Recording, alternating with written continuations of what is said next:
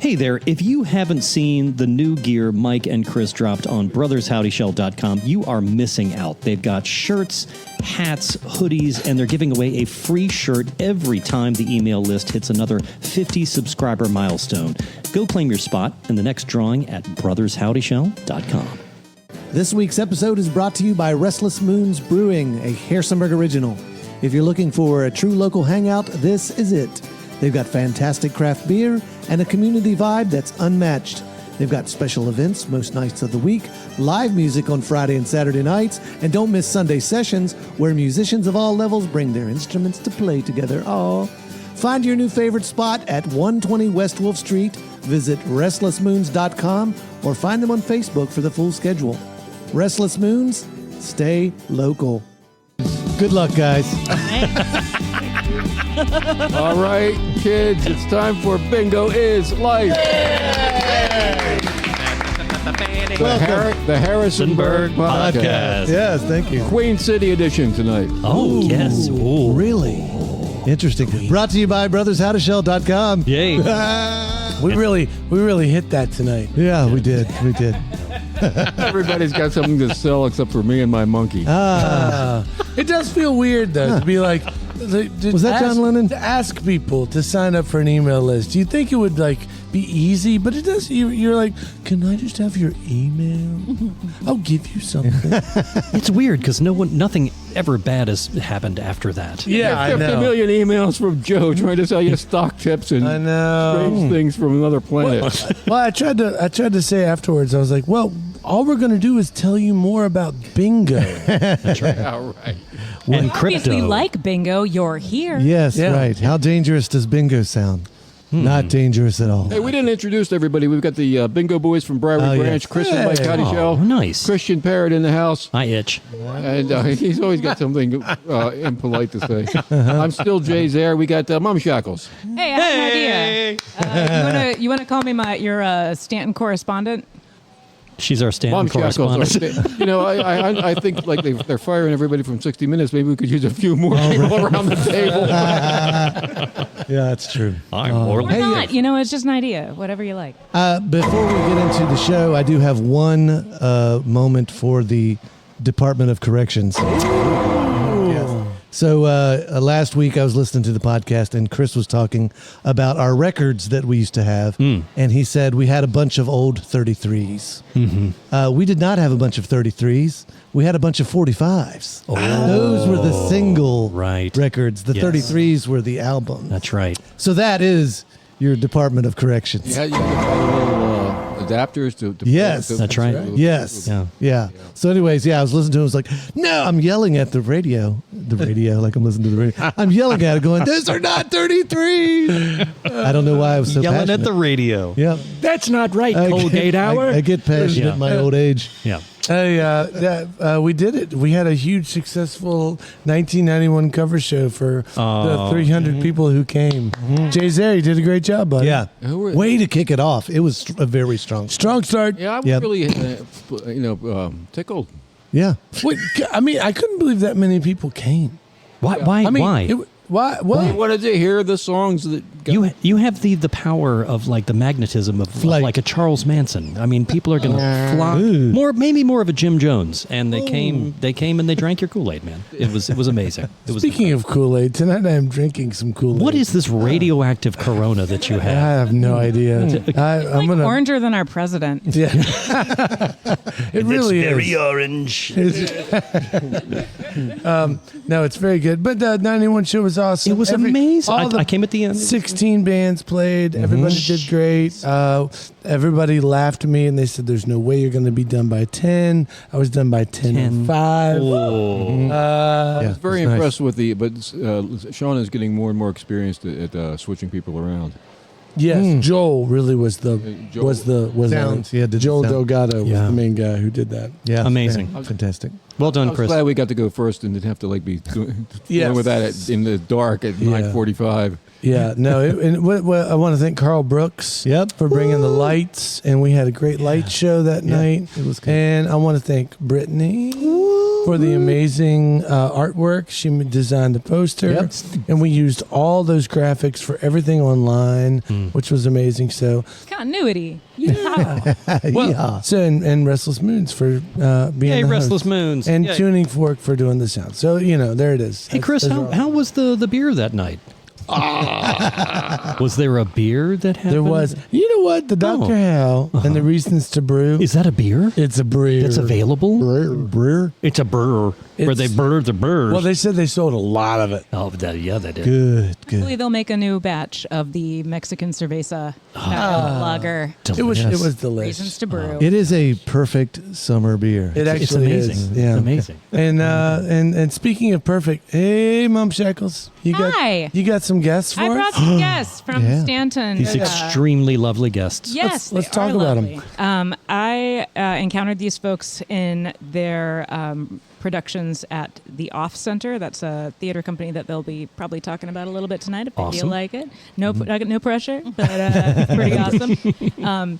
And through seeing shows that they've done through the Off Center, I learned that Kalela is also an author and has a fantastic book out. And it's now in paperback. I It saw looks a amazing. paperback It does. copy at a store downtown. It's here in the middle of the table. It's here and in it the middle of looks- the table. Oh, my God. And it's a beautiful book. Yeah. It's called Tangleroot.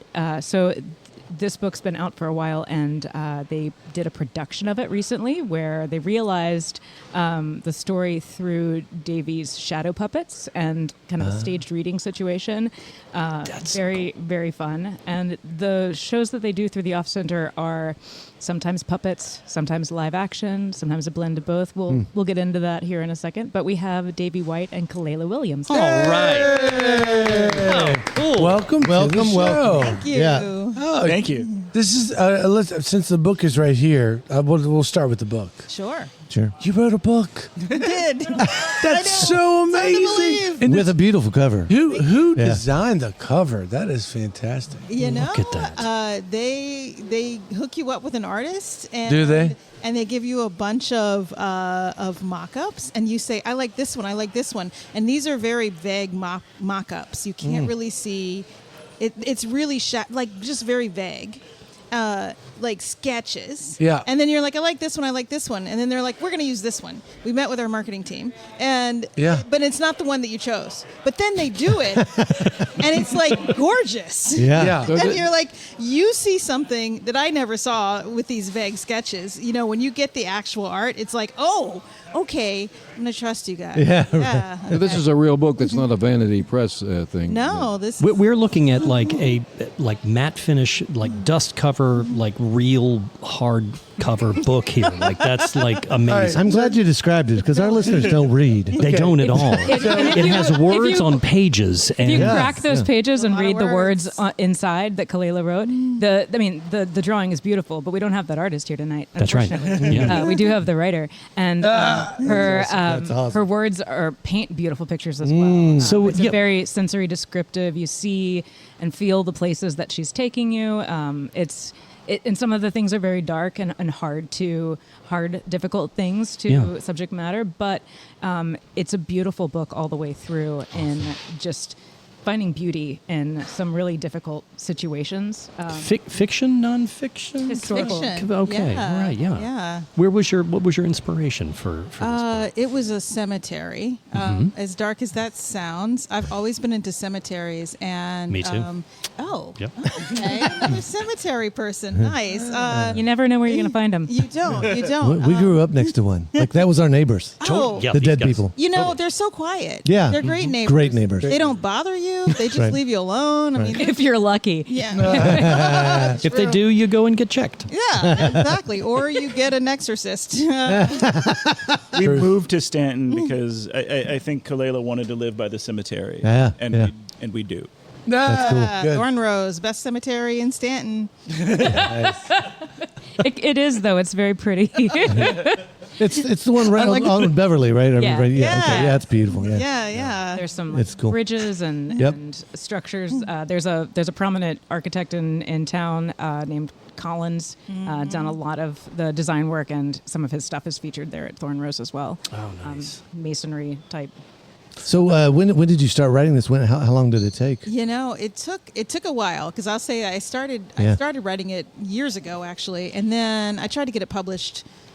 In 2011 or something like that, 2012, and I didn't, and then I put it away, and then years later I picked it up, rewrote a lot of it, and tried to get it published again, and here we go. And look at that. Yeah. It's right there. So, if you don't mind, I'm kind of curious about that process right there. When you said, I'm going to try to get it published, like online, you just started reaching out to publishers and saying, find an agent. Yeah. So you had somebody who was I have a in great your agent. corner. Yes. Oh, yes. awesome. Yeah. So can I buy this book anywhere? You can pretty much buy it anywhere. If it's not on the shelf, you can order it on bookshop.org, which is my favorite because that's a website that supports local bookstores. Nice. You can also get it on Amazon, and you can get it, Barnes & Noble or wherever. I think you're the second. That's Macmillan. That's an actual book published by people from New York City. Good. It's not a vanity press like Gotcha. Joe's Adventures in the. Jay, would I bring you a vanity press author? No, I'm going to bring you a real author. Come on. This Don't skimp on the talent here. I'm and think excited. that was This is our life. second author. This is our second author. Then. Yeah. Is that true? Yeah. Dr. Samatar, right? Oh, Yeah. yeah, she's great. Yeah, she Yeah, was awesome. she's- Well, we also have Dave Scott, who's got a drawer full of unpublished novels. There you go. Yeah, Never right. lets anybody read. We'll just send the whole drawer to Macmillan one day. Yeah, there you go. And we had the guy on Stephen King, but he's not going to go anywhere. I don't think. Yeah. But then, Tell us about the book. Yeah. So this is a book that's set in Virginia. It is the story of a young woman who moves from Boston into a house that her enslaved ancestor built in central Virginia with her perfectionist mom, and they don't get along. We'll just say that. And she discovers a cemetery a few yards away from the house where there's one of the enslavers who lived there. She doesn't really live there because she's gone. But she was buried with a baby, and she was 18. And so now my main character is wondering, what's her story? Because she was not married. So what's her story? And so she goes on this deep dive to try to find out. And in the process, she learns about some history that her entire town has buried, and worse, some things that maybe her mother hasn't always been truthful about. ooh, I like it. Tangle Root. Yes. Yeah. The book, the story just keeps unfolding, and Tangle is such a great title because it starts out and you think that there's this very ordinary, I guess, lineage of progression. Is telling the story through various women's eyes in a way as it goes back through the historical records of this fictitious but very potentially real family. I know Kalela drew on lots of real, very scary, sad situations, but again, created something beautiful out of it, and you find out how tangled it is. Excuse me. And I love the title. I bet my wife just loves reading. She just is like I will suggest this book to her. Yay! I love having authors. That is so cool. That sounds amazing. How many books have you read, or how much writing did you do leading up to this? Gosh. Is this your first novel? It's my first novel, so it's my first published book. But most writers, I've been writing for a long time. I have composition books. I have all kinds of things that are, it's a. Do you have a degree? I do. I have a degree in creative writing, a master's degree in fine arts and creative writing. But you don't have to have one to be a writer. Right. How does this segue? How does this line up or intersect with your theater work? Well, like Brittany said, we just did a production, and mostly it's just creativity is fun. The theater is mostly Davey and I, but it's super fun to be a part of. It's a lot of fun, Go ahead. Yeah, Kalela's participated in some way with a lot of the off-center productions, and she's either there at a show or she's backstage doing something sneaky.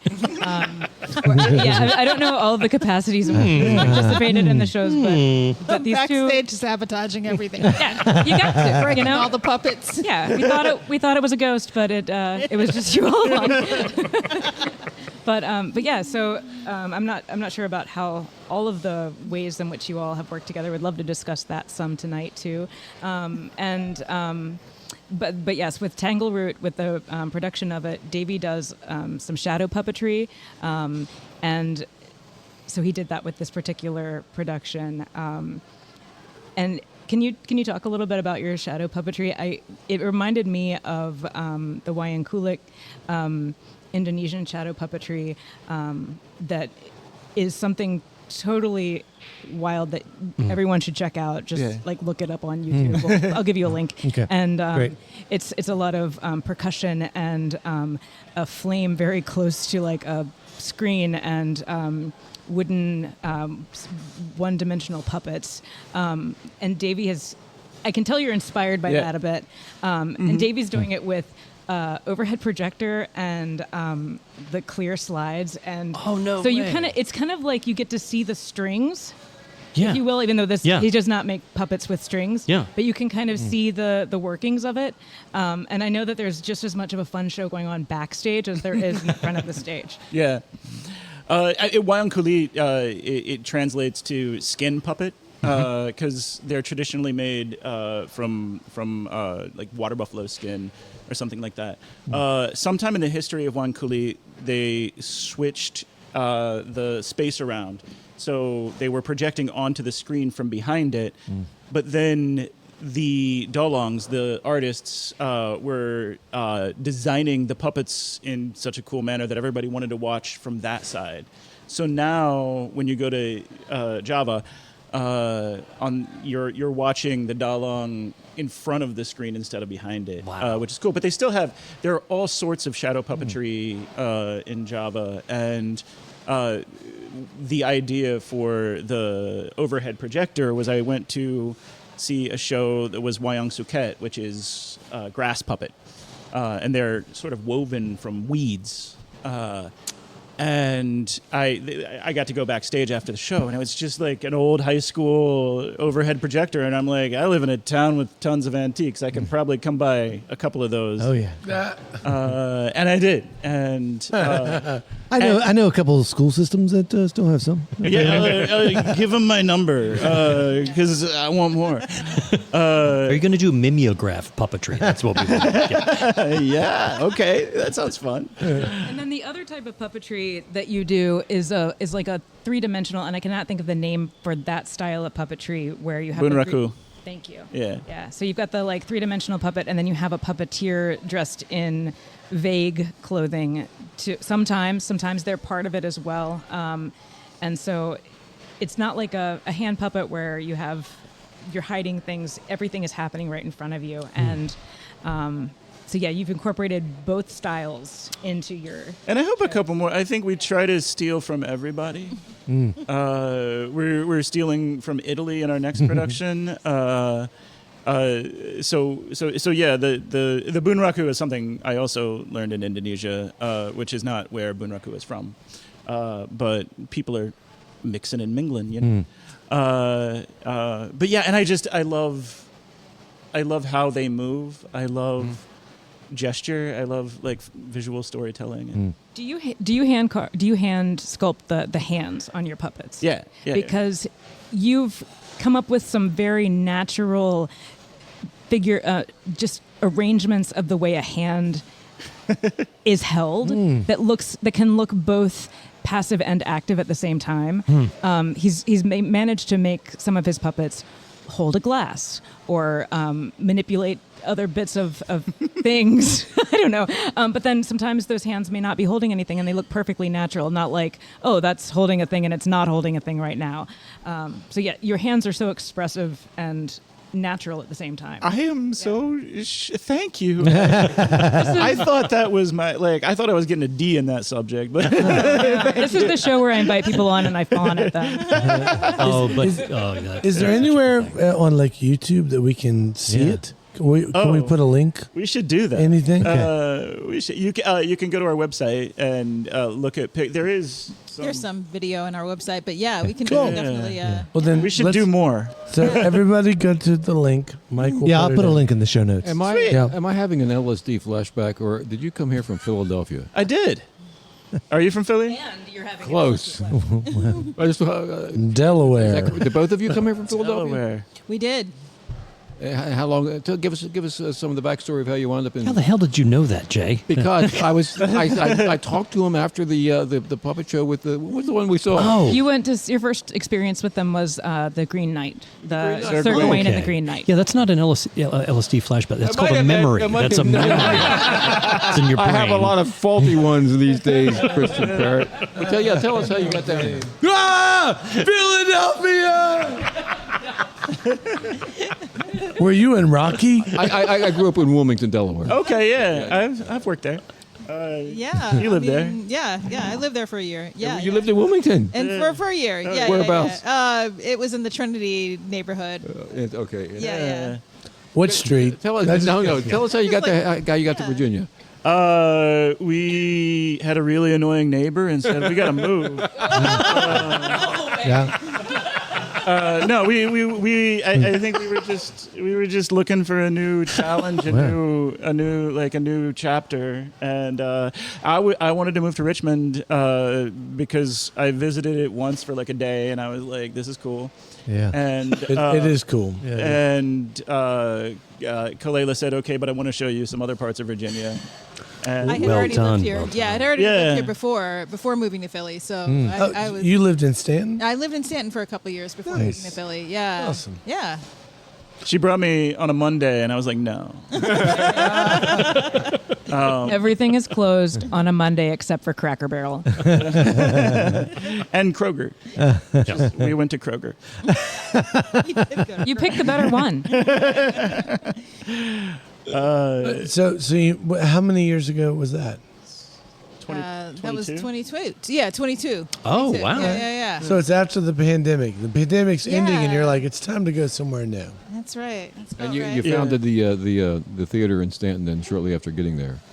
Yeah, that was kind of the plan. We sort of planned the theater and got to Staunton and made changes. But yeah, Where do you perform? different places. But right now, mostly the Staunton Augusta Art Center we are their parasite. Good.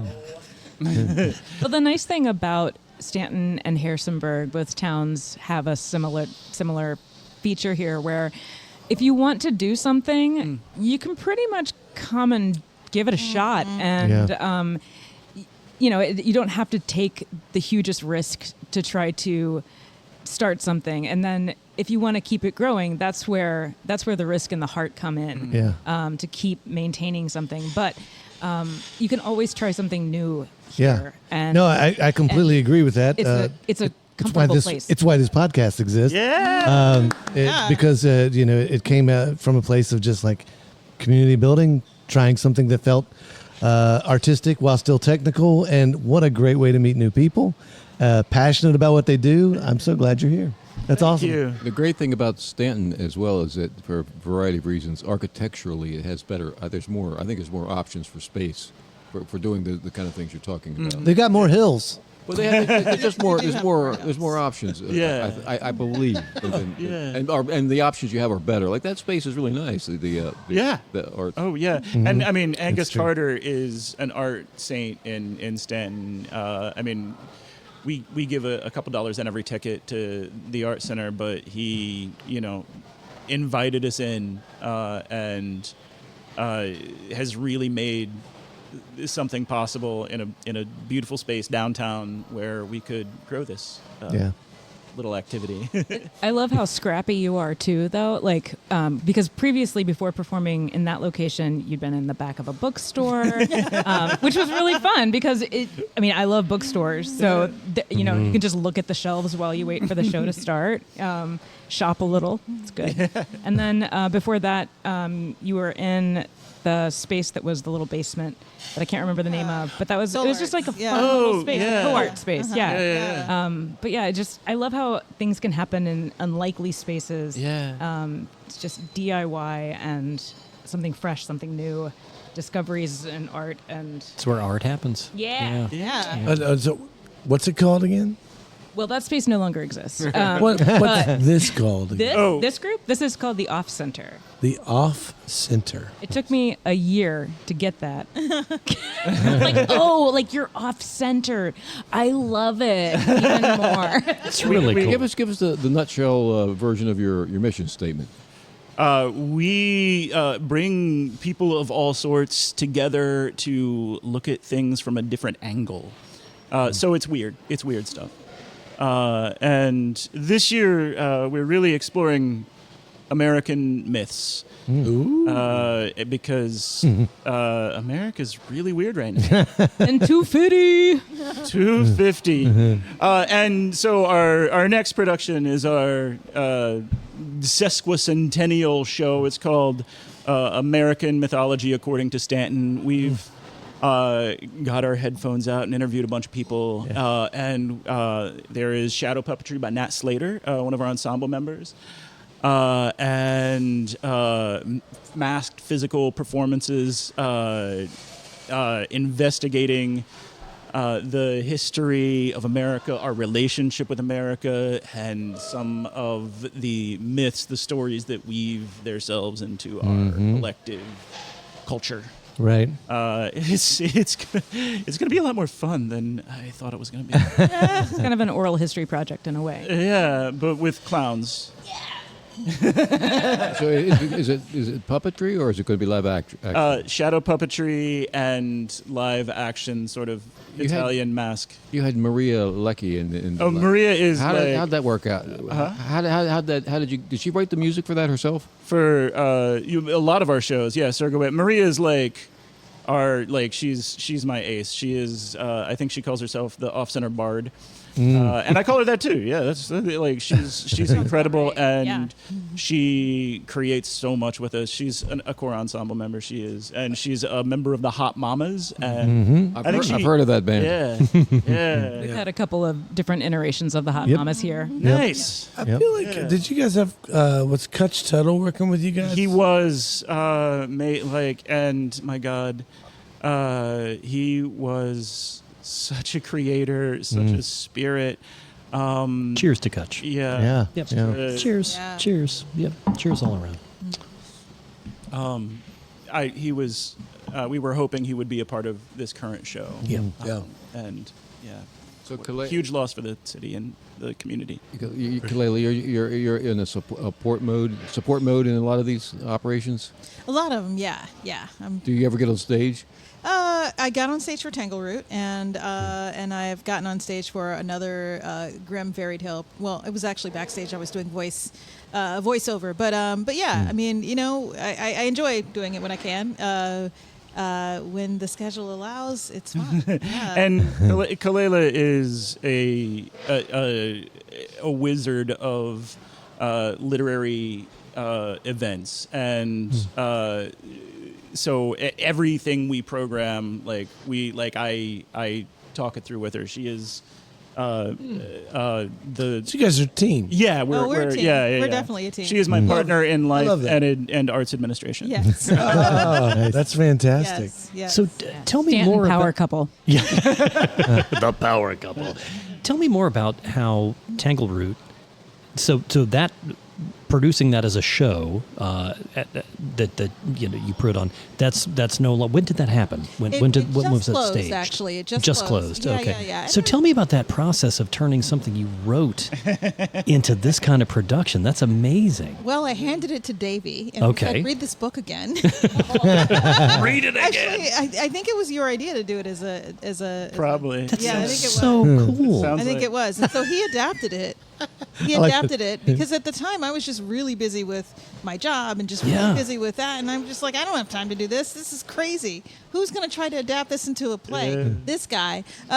You know, it's funny. I'm like, most of the time I was doing it, I'm sitting on the couch right by her. And Oh, yeah, and I've you'd be adapted like- a lot of books, but usually I'm very I do not care what Franz Kafka would think of this. But Most she's of the people like, you've adapted are dead. There's that. overwhelming. Well, this Be is careful. quite different then. Be careful. Yeah. So as I'm like cutting Noni's father out of the show completely. I'm like, hey, Kalela, do you think it'd be okay? I was going to say, so there's got to be some cuts. There's got to be some sacrifices here. Yeah, there's a lot, and there's some things that I sort of was like, oh no, we have to have this, or we got to do this, or we have to sort of bring this out. But for the most part, Davey adapted this puppy and did an amazing job. And I love the process of editing and the process of picking out the meat. Killing babies is what they call it. If you edit, you have to kill your babies. You got to sacrifice some parts. Yeah. Yikes! But yeah, no, I appreciate what it. Chuck him into a volcano. There you go. So that your favorite babies can live. Yes, that's There you right. go. That's right. That's more along the lines of sometimes you have a really favorite piece of, say, a monologue you really labored on, and it turns out it doesn't fit the scope of the show. It doesn't fit the whole, and so you have to cut it out. You must Yeah, kill that's the right. baby. And there's also there's copyright restrictions even on your own books, so you have to Did you run into that with this? Well, book? I mean, there's you can't use a certain amount of original text. You can only use a smaller amount of original text that's in the book. Like we couldn't do this whole book word for word. Yeah. And really, even though you wrote it, because of the yeah. publishing. But yeah. That's That's great. yeah.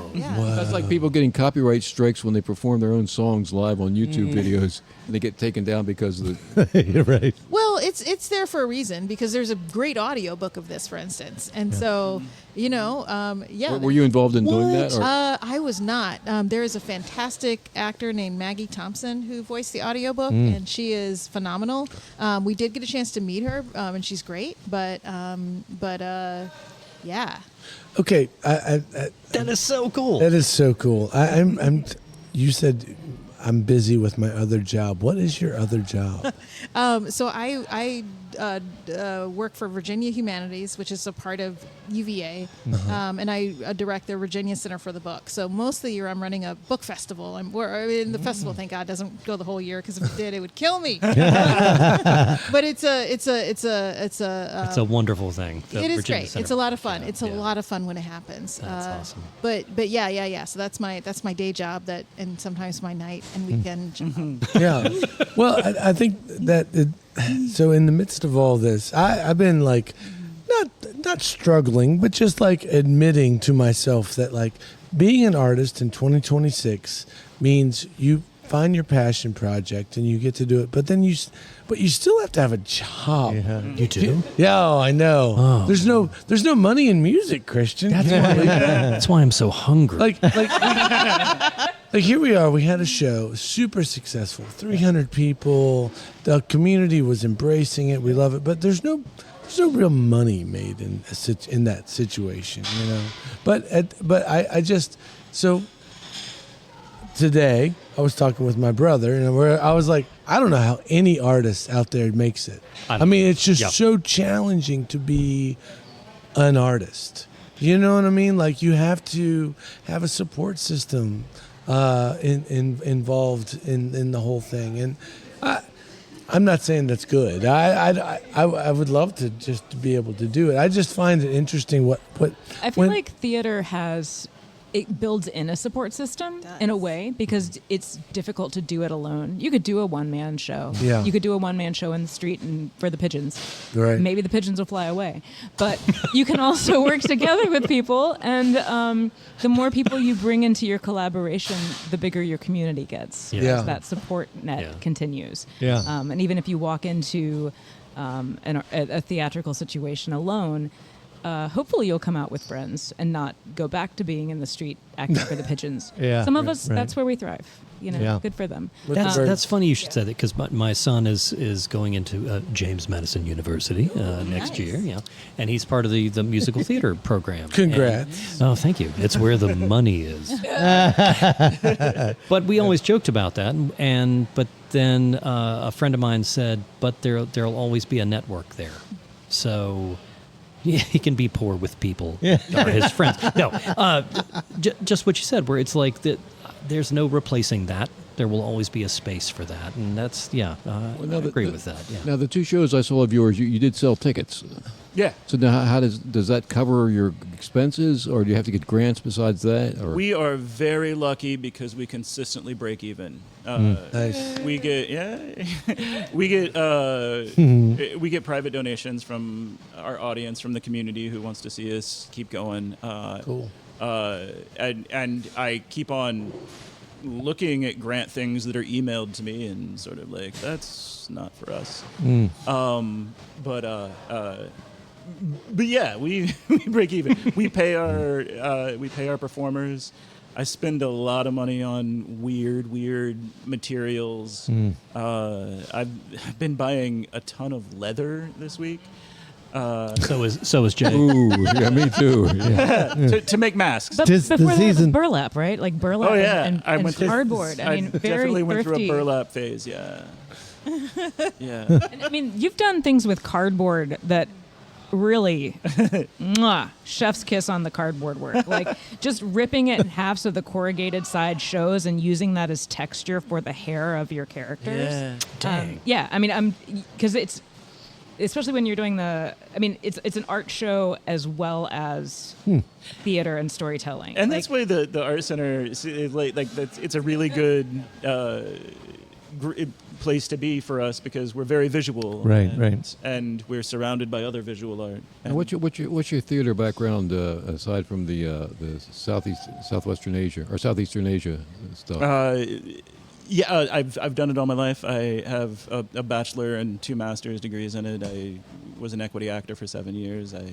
Equity actor. I don't know what that means. I mean, that means he's in that union. Oh, okay. I'm not in it anymore. I in 2011 I wanted to make my own work in Philadelphia, and they were like, you can make your own work in New York, and I'm like, I want to make it in Philadelphia. Okay, so we're gonna part ways.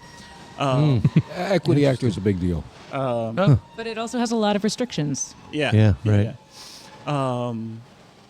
So I used to teach. I was a career adjunct for about 15 years at like 5 colleges. And a whole lot of like fringe, no budget. Like somebody lets me into their basement to invite people to watch a weird play. Well, my first real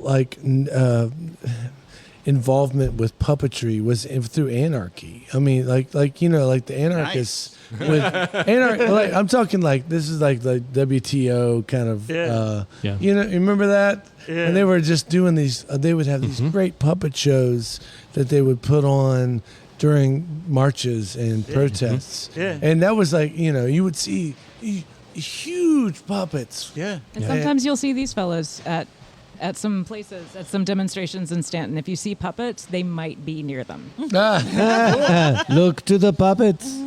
I always thought that was Did you cool. do any equity shows in New York? I did one festival. Yeah, I actually my first puppet play was in 2013. I had written a play that was 2 90-year-old characters, and I didn't have access to any adult actors. Like the only actors I could afford were like 20. And so I'm like, well, we can't 5 of them. we can't cast them. So I made a couple paper mache puppets. And we did it, and Meryl Streep came to the show. No. And she came backstage, and I'm like, I think, like, She doesn't always look like Meryl Streep. Like I find that she's one of those actresses that I don't always recognize. Well, like- particularly in Hook. yeah, I thought I was like sitting alone in the theater, and like nobody's coming to this like one act festival. This is stupid. Why did I come here? And these. They're just announcing that your baggage is ready on Concourse C. Concourse C. Wow. Concourse C. Anyway, And if you need a ride home, call somebody else. I think that's part of the thing. Yeah, that's what. yeah. It's part of our show. Meryl Streep came to this. Yeah. That's amazing. And she came backstage, and she's like, "Are you the ones who did the puppets? Oh my goodness. They're so interesting when you look at a puppet." And then Tracy Ullman comes in and says, "Mayor, we have to go." And then it was over. That's so cool. Oh my God. And so That might be the best name drop we've had on this. Meryl's yeah, only been yeah, Tracy on this- Ullman? It was a Yeah, wild night, but yeah. I'll take it. Yeah, so that's why I maybe I should do puppets. Yeah. And you chose correctly. Wait, since then, what other A-listers have you been hanging out with since you've been doing puppets? Maria Brit- Leckie. Oh, yeah. From there, did you move into the Javanese? What's the right term? No, I got a Javanese Indonesian. You moved yeah. into that. So okay, Afterwards. I did a bunch of shows in Philly as an actor, as a carpenter, as a box office guy with this company called the Ego Po, and they hired me in 2020 to go to Indonesia and collaborate with these other two Indonesian companies on a production of the entire Ramayana, which is an insane proposal, and then. That didn't go because of 2020, and then in 2022, I went over to his house, and I'm like, "Hey, we're moving to Virginia. Peace out." And he's like, "But we're going to Indonesia," and I'm like, "Okay, let's do that." And then I can be in Virginia after that. So anyway, we got to go to Virginia. I met Paper Moon Puppet Theater, and they were sort of one of our hosts, and they are my inspiration. I try to be like them. It's embarrassing because since they're my friends, and since then I'm emulating them, and I email them every once in a while and be like, "Hey, how do you do that?" And I'm trying to do this, but I'm a lot. No, it's getting less and less because I'm learning. I'm doing my own experiments, but I'm really a lot of what I've done has been from questions that I asked them there. Where are they located? They're Yogyakarta, Indonesia, in Java. Cool. Is there any intersection between gamelan music and the puppetry?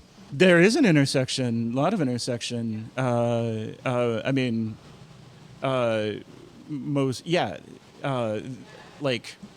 gamelan is played at a lot of performances that I went to. I don't know if, there's absolutely shadow puppetry gamelan performances.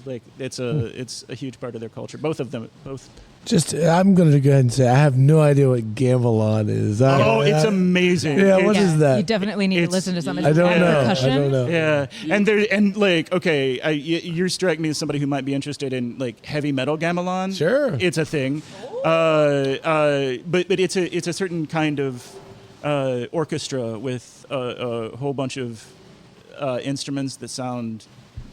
It's kind of dissonant. It's percussive. Yeah. Is it worth the percussion has a lot of tuned ting. heads that boing, boing, Just but, swing from all over the gamut. This is why we have Jay, because he's what's the word?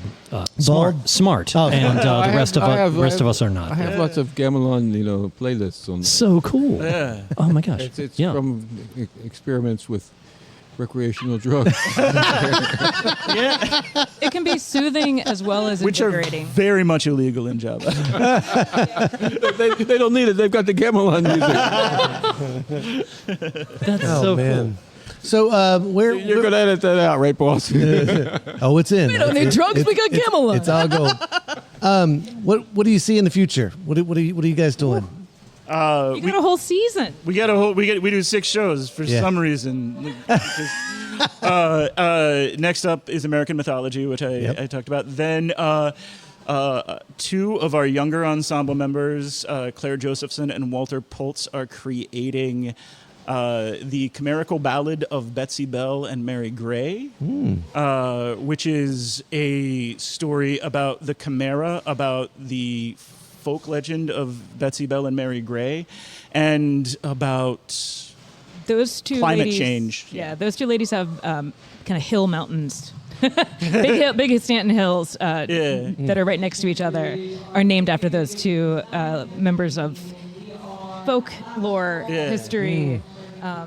And I love that you all are doing a retelling of their story. Yeah. Very cool. And then we have a witchy play for Halloween called The Unjustly Censored. Oh my gosh, I forget the title. We went with very long titles this year. The Unjustly Censored story of, I'm getting it wrong, Tally Robichaux, Gentlewoman Witch. It's a sort of film noir witch story with puppets. Okay. Now- and then the Yule Cat, which Kalela and I are creating. The for Yule Halloween. Cat? Yeah. Do you know the Yule Cat? No, I like it though. Kaleo. Icelandic. It's an Icelandic story about a cat who will kill you and eat you if you don't get ready for winter, because winter's a thing over in Iceland. You have to wear new clothes on Christmas Day, or it'll eat you. That's a much better Santa Claus model. Is that a thing they tell their children to frighten them? Sort of like a. It's a very old myth. It's actually not that old. I mean, think about Iceland. Iceland is like 1100s, and this is like 18th century or 19th century. But it's still it's an interesting story, and I like the idea of a mythical cat that will eat you, because we live with 3 cats that will also eat you. They're just not big enough to do it, but they would if they were big As a enough. team. All right, So they try. no dogs between the two of you. Just 3 cats. Just the cat. That's the 3 enough cats. to keep us busy. Yeah. That's good. Nice. That's good. I don't stay home enough to have a dog. Yeah. Yeah, and I'm not home enough to have a dog. We don't live a dog lifestyle. Yeah, no. Dogs but, are great, but but I love Yeah. that. I know that you totally sound like you're cat people. That's perfect. Stanton's great because I want to carry around a bag of dog treats so I can just Right. every friends dog. with everybody they're else's friends, yeah. dogs. They're yeah. so cool, such cool dogs in Staunton. Yeah. Like we have a That's sign that we hold up. No one's noticed it yet, but we have a sign that says "Cool Dog" that we hold up whenever a cool dog walks by below. But no one's noticed it yet. So if you notice it, hey, Yeah. I don't like the other sign that you have that says "whole dog." Yeah. So, for fun, have you spent any time in Harrisonburg at all? Have you tried to put a production on here? Well, Or? we haven't done a production, Okay. but I used to work here. Oh, really? I worked for Furious Flower Poetry Center. Oh, yeah. Nice. But we have not yet. But We haven't done a show here. No, but Not we a show come here, to but- concerts and yeah, I think maybe like many years ago, did you guys do a Furious Flower at the Little Grill? Oh yes, I think we did. Yes, And, it was- because I think I saw you there because I was looking at you. that was probably we did something. I love that place, but yep. Recognize your face from that, I believe. Yeah. Oh, That's- yeah. It's Stoner. So I'm coming down there, and you're going to help me with my production of my multimedia event called the Staunton UFO Design. okay. Ooh. It's about mythology. Well, I guess that makes me wonder though. Are you planning on staying in Stanton? Is that for the foreseeable future? Oh or yeah. We love Stanton. Yeah, excellent. Nice. Yeah, Excellent. Stanton's Good deal. great. Cool. Yeah. Very good. Well, we've reached our time. Thank you guys for being here. Wait a minute! I just had a. Oh, you had another question? Go for it. Go for it. I wanted to put that out in the universe. Maybe I was like, make it manifest. Oh, I see. Well, I'm Consider it done. It's cosmic Javanese theory. I got one I want to manifest too. I want to do the Rainbow Connection at the end of a big concert, a rainbow concert, and maybe have some puppets involved. Not actually singing, but there's a crazy diagram of the reality that Jim Henson went through to film that scene with Kermit in the swamp. Oh yeah. Like Oh, his under the- arm under going the- up through yeah. a log. Right. and- Yeah. So Yeah. maybe it could be more ergonomic than that. Okay. For the puppeteers. We're hitting the tangential portion of the post Yep, ending yep. of the show. We've lost focus on puppets. Hey, we didn't plug anybody. Oh, you're right. We didn't. I do need to mention Restless Moons. They're wonderful people, wonderful place, wonderful beer, and they've got the Dr. Hound Reasons to Brew there. So there's that too. But also, I was gonna go ahead and throw out there in the world, Red Wing is coming up Next weekend. So and our band will be doing the Sunday thing. Yep. Hosting the Kinfolk stage. That's Yep. right. Sunday. So all day Sunday we'll be there. In fact, the 3 of us, Local artist Christian, showcase. Mike and myself will be there. hosting the local showcase, performing in between the acts. It's going to be a lot of fun. Yep. So if you are listening to this and you're interested in going to Red Wing, it's going to be a lot of fun. What's a website that people could visit to know all about these things? Oh, brothershowtoshow.com. I've heard about that. Yeah, Okay. pretty hip, pretty Hip. cool. It is pretty and hip. we're going to tag all your stuff in the show notes. All the stuff. all the stuff. Yeah. You guys were awesome. I can't Yes. believe you wrote this book. This looks amazing. Oh my gosh. I'm going to get a copy for my wife because she's going to love it. And thank you both for being here. Yeah, Absolutely. Yeah. And Thank you so much. This was great. That's the wrap-up time. Guys. Is the music playing? I believe so, yes. So once again, thanks for tuning in to our little podcast. Join us Tuesdays at 7:30 to 8:30 live and in person at Ruby's Arcade, our other sponsor in scenic downtown Harrisonburg, for the big Bingo is Life. Whatever it is, live and in person. Your chance to bowl for $100. Once again, thanks to our guests. Kalela Williams and Davey White. And you can listen to us anytime you like. Any of our many podcast episodes right. on whatever streaming platform you choose. See you next week, kids. Good night. Bingo is Life, a post-bingo Harrisonburg podcast, is brought to you by the Brothers How to Show and our friends at Ruby's Arcade in downtown Harrisonburg, Virginia. If you've enjoyed the show and feel it's worth spreading a little joy in this world, please tell just one person that you like this podcast. Word of mouth, more than any other form of promotion, is how creative works get noticed and sustain themselves. Thank you, Andrew Hickey, for that bit of wisdom, and thank you, listeners, for being part of the fun.